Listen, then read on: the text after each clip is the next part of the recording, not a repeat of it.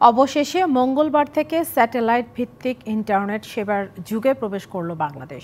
স্টারলিংকের এই যাত্রার মাধ্যমে দেশে আর ইন্টারনেট বন্ধ করার সুযোগ কারও হাতে নেই বলে জানিয়েছেন প্রধান উপদেষ্টার বিশেষ সহকারী। সংবাদ সম্মেলনে স্টারলিংকের ফলে দেশের সার্বভৌমত্ব ও নিরাপত্তা নিয়ে কোনো শঙ্কা নেই বলেও জানানো হয়।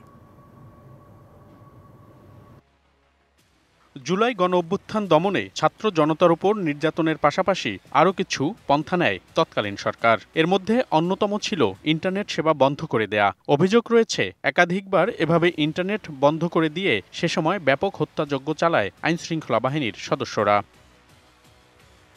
পরে এ নিয়ে নানা আলোচনা সমালোচনার মধ্যে অন্তর্বর্তী সরকার ইন্টারনেটকে সবার অধিকার হিসেবে ঘোষণা দেয়। এরই মাঝে বাংলাদেশে ইন্টারনেট সেবায় যুক্ত হয় স্টারলিংক। মঙ্গলবার থেকে আনুষ্ঠানিক যাত্রায় স্যাটেলাইট ভিত্তিক ইন্টারনেটের জগতে প্রবেশ করল বাংলাদেশ। নগদ পেমেন্টে 500 টাকা পর্যন্ত ক্যাশব্যাক আর লেনদেনে প্রতিদিন ডিপ ফ্রিজ এবং ঘন্টায় ঘন্টায় এসি টিভি সহ দারুণ সব গিফট। ফরেন সার্ভিস একাডেমিতে সংবাদ সম্মেলনে প্রধান উপদেষ্টার বিশেষ সহকারী জানান, জুলাই অভ্যুত্থানে ইন্টারনেট বন্ধ করে কেবল গণহত্যাই ঘটেনি, ব্যাপক হারে কমেছে বিদেশি বিনিয়োগ। ইন্টারনেট বন্ধ করে আমাদের নাগরিকদের উপরে গণহত্যা চালানো হয়েছিল।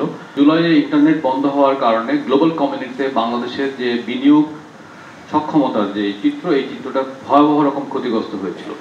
এখন থেকে কেউ আর ইন্টারনেট বন্ধ করতে পারবে না জানিয়ে আইন পরিবর্তনের কথাও জানান। সেই জন্য ইন্টারনেটের উপর নিয়ন্ত্রণ প্রতিষ্ঠার আওয়ামী উদ্যোগ ছিল, সেখান থেকে আমরা সরে এসেছি। যে আমাদের সরকার ইন্টারনেট বন্ধ করবে না, এই আইন সংশোধন করে ইন্টারনেট বন্ধের সব ধরনের কলাকানুন বন্ধ করে দিতে পারবো। বাংলাদেশের যে ইন্টারনেট, এই ইন্টারনেটটা পৃথিবীর মধ্যে অন্যতম নিকৃষ্ট। এই ইন্টারনেটের একটা বিকল্প, কোয়ালিটি বিকল্প তৈরি করার দায় আমাদের ছিল। জানানো হয়, সরকার স্টারলিংকে নিয়ন্ত্রণ না করলেও সার্বভৌমত্ব ও নিরাপত্তার বিষয়ে সর্বোচ্চ ব্যবস্থা নেওয়া হয়েছে। এর মাধ্যমে জাতীয় স্বার্থ বিঘ্নিত হবে না, এটার জন্য দুটো প্রোটেকশন আমরা দেখেছি।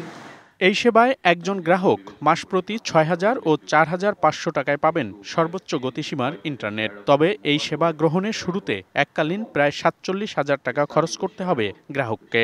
শেয়ারিং এর প্রশ্ন বিবেচনায় রেখে আমরা মনে করি এই দামটা একটা যৌক্তিক দাম। মনিরুল সোহাগ, ডিবিসি নিউজ, ঢাকা।